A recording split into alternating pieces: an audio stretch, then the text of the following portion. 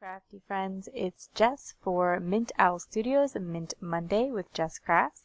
And for today's card, I am starting with the Ice Cream You Scream stamp set. I also have this stencil from Mint Owl Studio that I wind up not using on this particular card, but I'm very excited by the new stencil release, and there are 4 different stencils to choose from, so if you haven't checked those out yet, be sure to. I am using the new color bursts. They are in more of a tropical color line, and I have some watercolor paper here. It's Canson 140-pound watercolor paper, so it's nice and thick. And I'm going to try to create some really fun and funky looking ice pops today.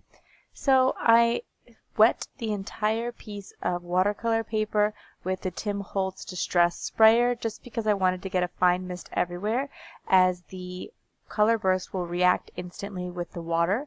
I find that if I lay the water on first before before adding the color burst, that I get more of an interesting wicking effect, whereas if you spray afterwards, the colors tend to bleed together more and get darker patches. And so you can see there that when I sprayed it after the color burst was on there, it created really dark pools of color and really dark thick areas of the paint and not as many thin areas. So that's something that I'm looking to avoid a little bit here, because what I think that color burst, like what makes it really cool, is all of the little details of the spread. And so I want to make sure that they maintain some of that and it doesn't just look like blobs of color. And so I am drying the color burst before going any further because I want to maintain some of that detail. And this allows it to kind of dry fast, and then I can go in and add some more color and get a little bit more of those bleeding effects. So I once again spray the surface and then tap on the powder. And then you'll get more like spots and splotches and not those really big heavy areas that look more like puddles.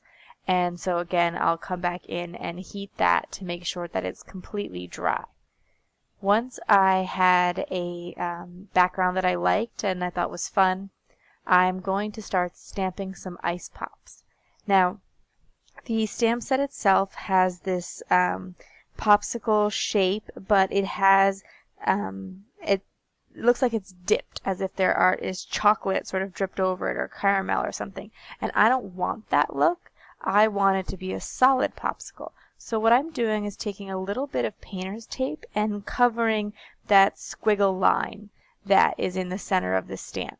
So I took the painter's tape over it, got it as close as I could. Then I stamped the VersaFine ink onto it so that the stamp was completely covered. Then I took a tweezer to remove the painter's tape. Now, you won't necessarily get a perfect image if your painter's tape is a little over the edge or something, but you can go in and draw those lines where they're meant to be. So I had a little bit of an imperfection there. I'm just going to take a black marker and draw the line in. Most important thing is to cover the squiggle line. And so if you want, you can even just put a piece of tape straight across it and purposely cover the edges because it's so easy to draw those back in. Now, on my card base here, I am stamping with the MISTI so that everything will be lined up perfectly in a row, but this time I don't have to worry about masking it off because I'm going to be covering these with those color burst bits of ice pop. I am using the MISTI because I'm trying to create a clean and simple card, so the positioning of the stamps is really important, and I want them to be like perfectly in line with each other. And as you can see, what I basically do is stamp the center one, and then I just kind of keep scooching my card over until it looks about lined up. And because you can keep pulling the MISTI door up and down and seeing where it might stamp, you get a pretty good idea. However, you could also completely clean the stamp in between, and then you'd be able to like close the MISTI completely and guarantee your spacing a little bit more. But I think that I was able to do a pretty good job of keeping them evenly spaced. And then I'm going to add a sentiment from the Ice Cream You Scream stamp set as well.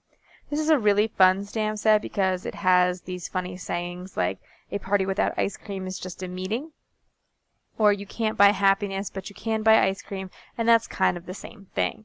But for today's card, I just created a simple have a sweet birthday sentiment because I could always do with some more birthday cards. Once I had that stamped out, I am ready to add the ice pops on top. And so those I just fussy cut because it is such a simple shape, and I am laying it right over. You want to make sure that that is completely dry first. It doesn't take very long to dry, but just that way you don't spread any of the ink and to the other parts of your card. Once I have the ice pops completely adhered down, I'm just going to do a little bit of simple coloring with a Copic marker for the sticks here. And I did use VersaFine ink to stamp this, so I'm being really careful not to pull my Copic markers over the edges where the VersaFine is. You would be better off to use a Copic friendly ink so that you don't get any bleeding or spreading onto them. And also you'll want to use a light hand unless you have really thick paper because it can bleed through your card, and I know some people don't like the look of bleed through through a card base. But once I get that little bit of color on there, that is going to be it for my card today. If you like this video, please give it a thumbs up. If you are interested in more crafting tutorials featuring Mint Owl Studio, be sure to subscribe to this YouTube channel, and you can also find links in the video description to these products and to the Mint Owl social media channels, and come join us over on Facebook. Thanks for watching. Bye.